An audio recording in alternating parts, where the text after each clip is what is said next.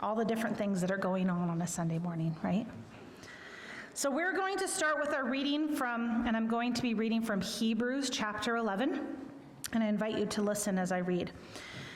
In Hebrews chapter 11, and I'm going to read verses 1 through 3, and then I'm going to skip, and then I'm going to go to 31 through 35. So it starts with, faith shows the reality of what we hope for. It is the evidence of things we cannot see.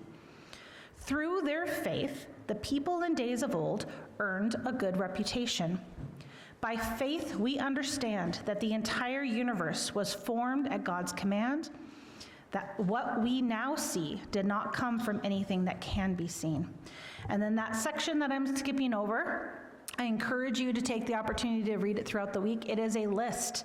It is like a historical list of all these amazing things that God did and the people who trusted him to do those great things. And it names Moses and the parting of the Red Seas, and it talks about Abraham, and it talks about all of these things, all these people who trusted that the God who created the universe and formed something out of what could not be seen was the same God that was active in their lives, and that they had this reputation of faith. And then down in 31, it picks it up again, and it said, it was by faith that Rahab the prostitute was not destroyed with the people in her city who refused to obey God, for she had given a friendly welcome to the spies. How much more do I need to say?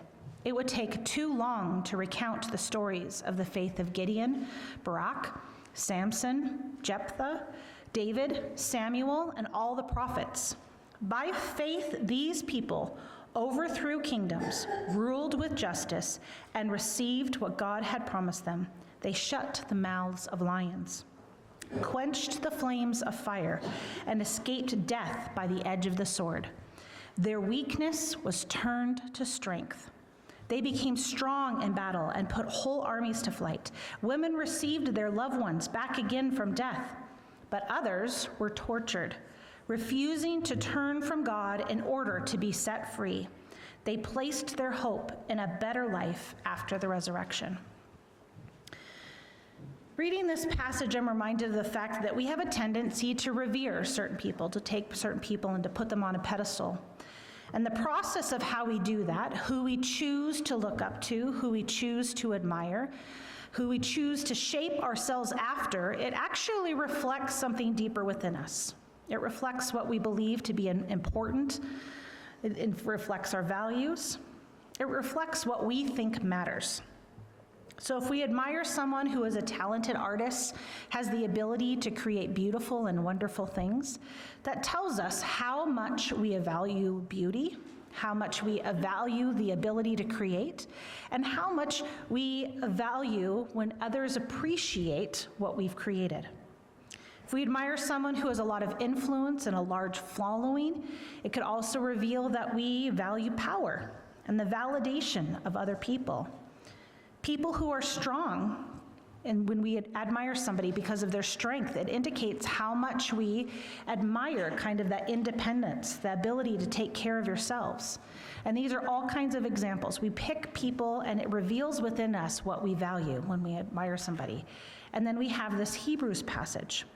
There is a list of people that the early church admired, ones that were agreed upon. These are people that have a legacy of having been able to do something because of God's greatness.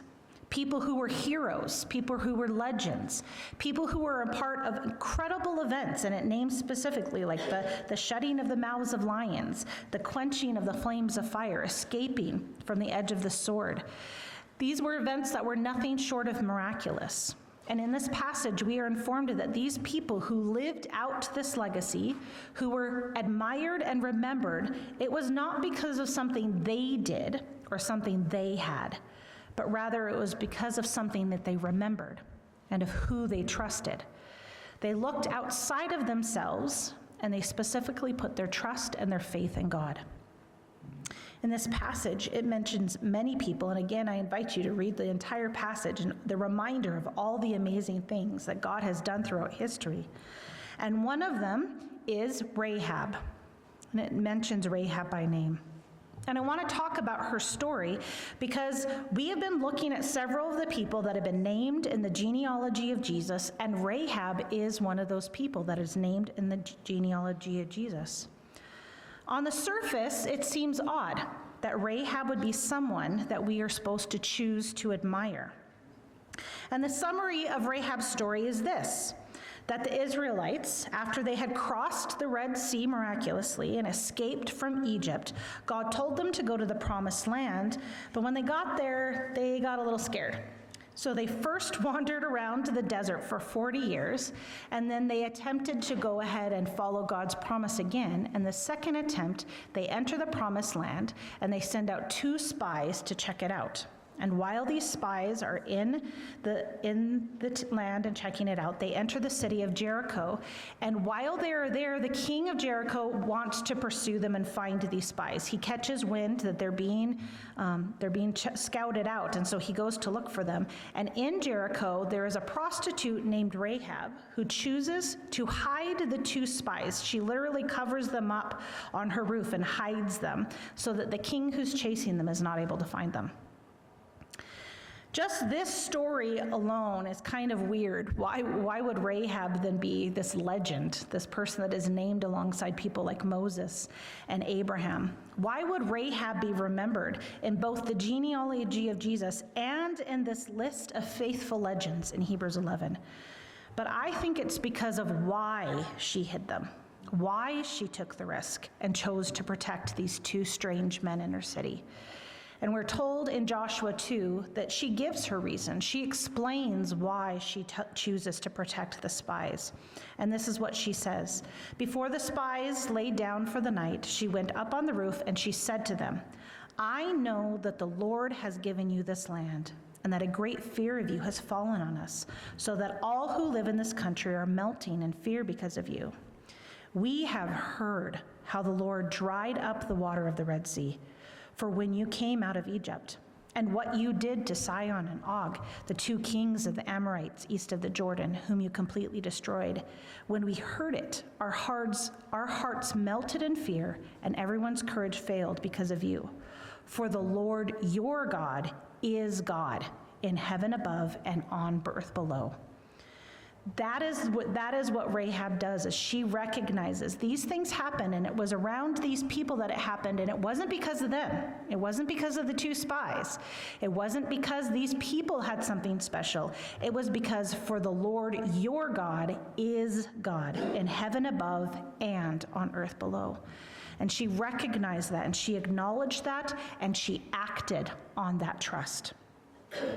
After these spies give Rahab instructions over how to then protect herself in the coming siege that's going to take place, they indicate that then later on, after the siege of Jericho, that then Rahab and all that were with Rahab, all that decided to follow and trust in what she was doing, were able to be saved, and they were able to escape from the siege that happened.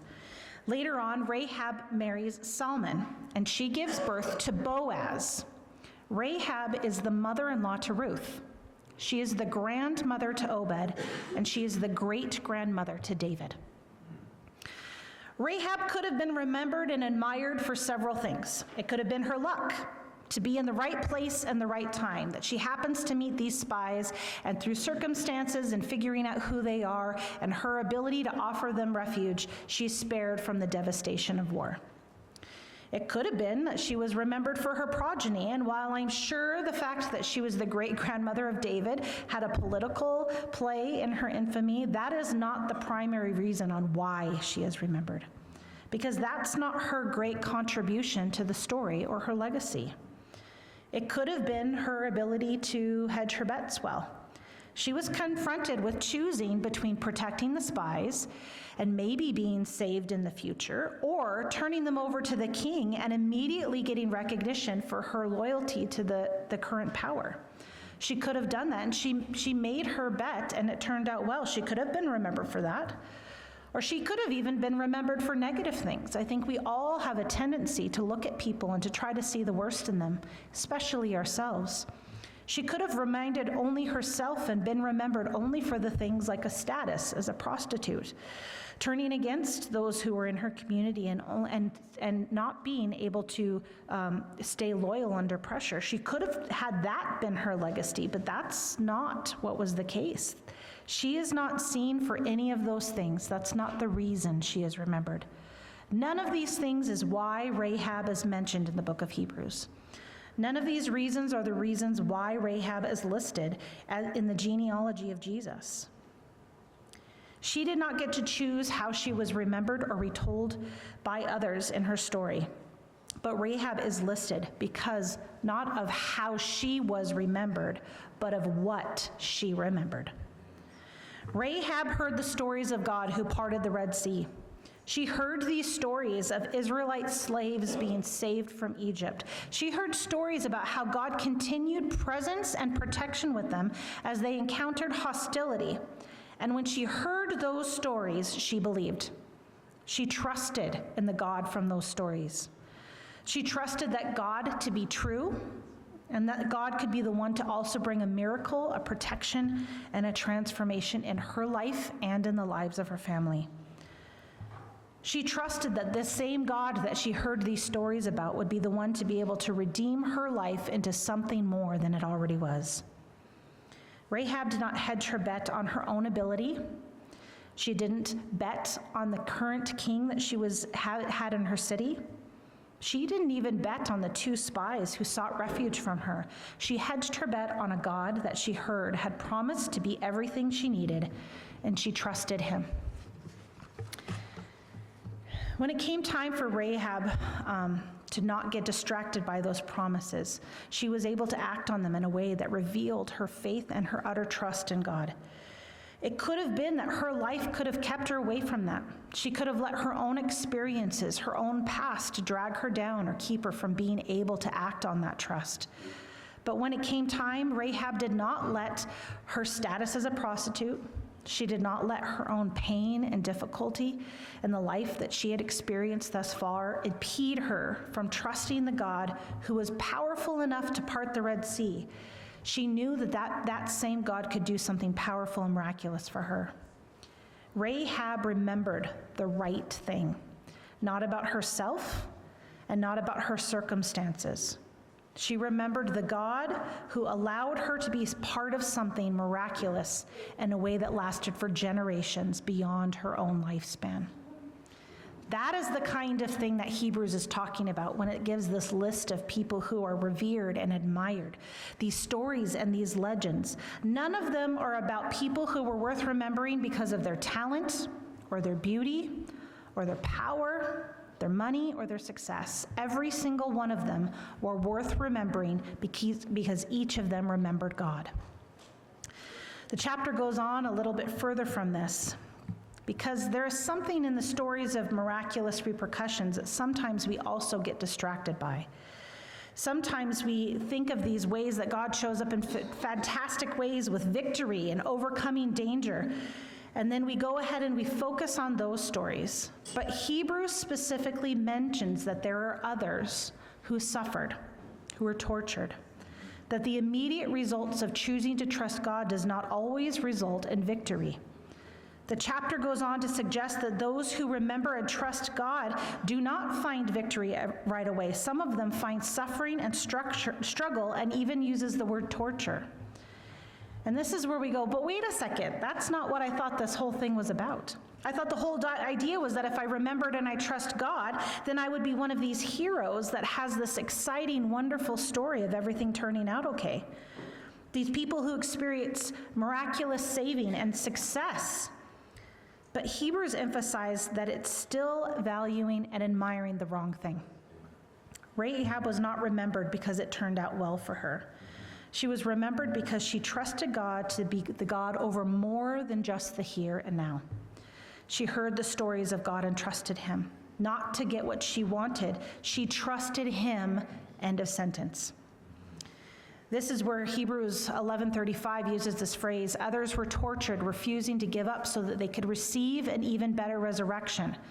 And while some translations and some interpretations of this passage might suggest that this means we can take all of the suffering right now because one day, far in the future, it will get better, I promise you. That's not what it's saying. I think it's saying something that's a little bit more than just hope that one day it'll be worth it. Another phrase that you could use to interpret the same verse is that others accepted torture, refusing to give up because they were living a better resurrected life.